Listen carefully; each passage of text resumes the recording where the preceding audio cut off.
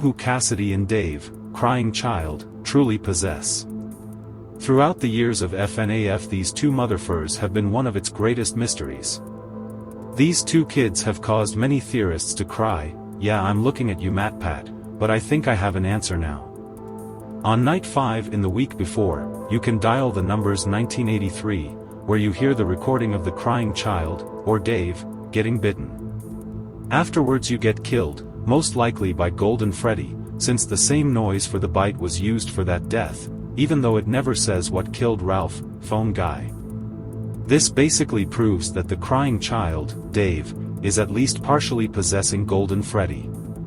However, there is no mention of Cassidy at all because Scott likes watching us suffer. No offense, Scott, love your work.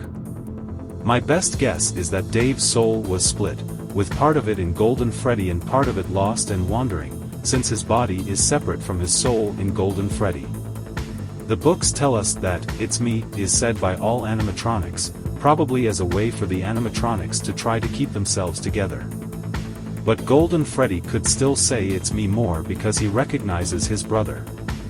Also, people think Cassidy possesses Golden Freddy because he kills you, but Dave might be angry at Michael for literally killing him. So yes, Golden Freddy might kill his brother's pissed off. The only question left about Golden Freddy is why can't he move? Well, I agree with dual process theory that the crying child, Dave, was spring-locked to try to put him back together, but when William didn't notice any changes he took the body out. I believe this is why Golden Freddy can't move. Because his body and spirit are separated. So is Cassidy also in Golden Freddy? The answer is no. So then who does Cassidy possess? Well, to do that, we need to understand the puppet. The puppet has been around since FNAF 2, and even though we might not actually see her all the time, she has secretly been in every game, hunting William Afton and helping the dead kids.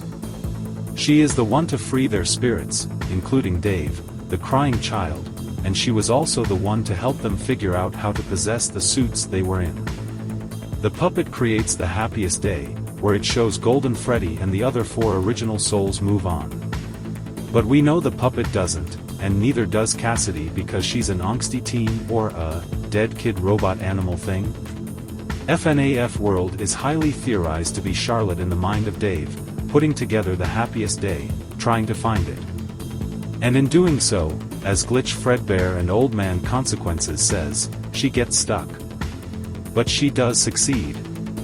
So the happiest day minigame shows Gabriel, Jeremy, Susie, Fritz, and Dave moving on, and it looks like the puppet does too. But FNAF 6 tells us she doesn't, so I think this is showing her escaping Dave's mind once he moves on. But with that all covered, who possesses the puppet? The answer is Charlie Emily, the daughter of Henry Emily, William Afton's business partner and robotic genius.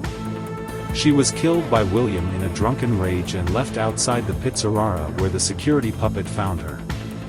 Due to rain, the puppet collapsed next to her, and so Charlie's souls went into the puppet. But the thing is, Charlie's name never appeared in the game. Every other name has appeared somehow, either by the voice actors or in the files or just in the game.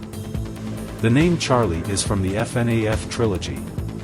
We called the puppet Charlie because both characters are the daughter of Henry Emily. But names aren't always the same in the books.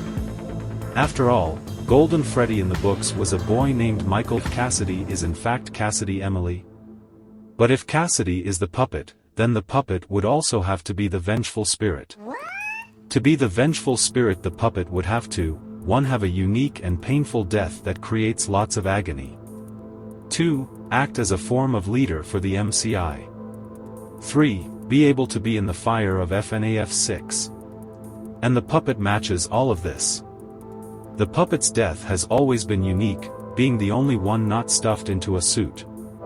But I always felt that based on William and Henry's friendship, William sorta became an uncle to her.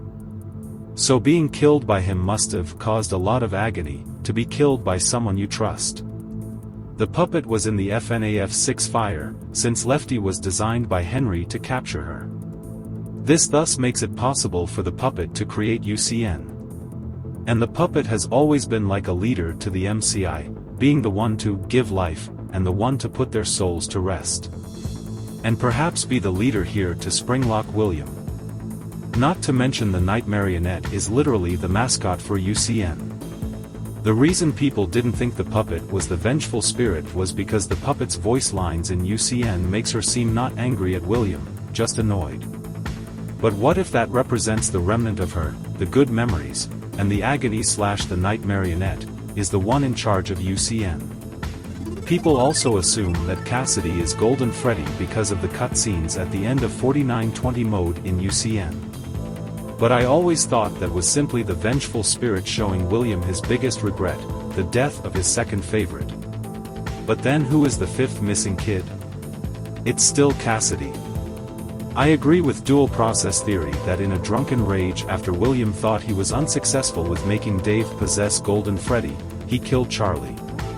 This makes her death close enough to the others, and it was still by the pizzeria. Her body could have been moved either by William later or probably by the puppet. Perhaps the puppet thought that she could protect her body if she hid it safely, or moved it and hid it to cry, I dunno. Either way though, this is sad and does make sense for a kid seeing their dead body.